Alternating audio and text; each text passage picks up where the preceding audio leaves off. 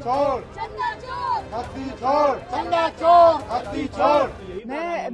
मैं समझती हूँ कि लोग बहुत सालों से सोच के बैठे थे और जिन लोगों ने संकल्प लिया हुआ था और जिन लोगों की श्रद्धा थी, निष्ठा थी, इन सभी भावों के साथ मंदिर आए थे और भगवान राम जी के चरणों में उन्होंने चंदा अर्पित किया था, दान दिया था। लेकिन कहीं ना कहीं भारतीय जनता पार्टी के लोग और उनसे जुड़े हुए जो उनके संगी साथी हैं, उन लोगों ने इस चंदा को भी पूरी तरह से हजम करने का काम किया है।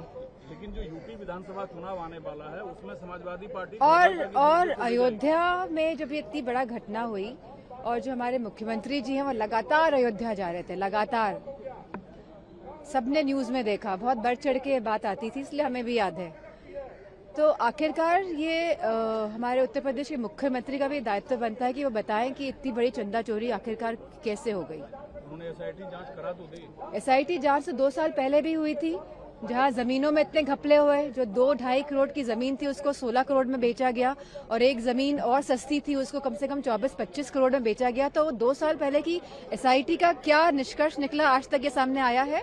तो ये जो एसआईटी कमेटियां गठित करते हैं ये खाली खाना पूर्ति के लिए करते हैं गठित, जिससे कि लोगों का ध्यान भटक जाए कुछ सालों के लिए और मुद्दा समाप्त हो जाए। लेकिन समाजवादी पार्टी ही यहाँ अकेली थी जो इस मुद्दे को जोर शोर से उठा रही थी। सहयोगी दल खासकर कांग्रेस जो आधी सीट मांग रही है, जो महत्वपूर्ण मुद्दे हैं समाजवादी पार्टी पूरे जोर शोर से उठाने का कार्य करेगी, काम करेगी। क्योंकि हम विपक्ष में हैं तो हमारा क्या कार्य है? हमारा यही तो कार्य है कि जो बातें हैं, जो हम देख रहे हैं, जो जिस परिस्थितियों से देश आज गुजर रहा है उसको सामने रखने का ये हमारा दायित्व है और इसको हम पूरी तरह से निभाएंगे। राम के चंदा चोरी का दर्द होगा, वो उठाएगा ही, उठाना भी पड़ेगा। लेकिन दान पात्र, पैसे, दानदाता तीनों मौजूद थे यहाँ।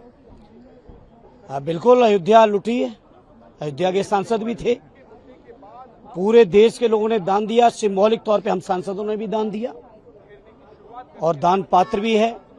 और बस बचाना ये है कि ये दान पात्र कम से कम भाजपा ऑफिस में जाने से बच जाए। लगता है बचे हुए दिन जो सत्र के हैं ये मुद्दा समाजवादी पार्टी उठाती रहेगी। नहीं, बिल्कुल उठाएगी और हमने स्पीकर साहब से मांग की है, लगातार नोटिस दी है। जितने भी लोकसभा के अंदर नियम हैं किसी सवाल को उठाने के, सारे नियमों के तहत हम लोगों ने नोटिस दिया। जो उनमें नोटिस है आज ही है, 193 की भी चर्चा मांगी है।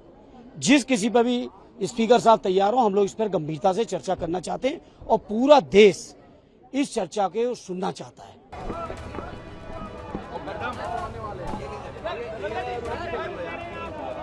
हत्ती छोड़, हत्ती छोड़, चंदा छोड़, हत्ती छोड़।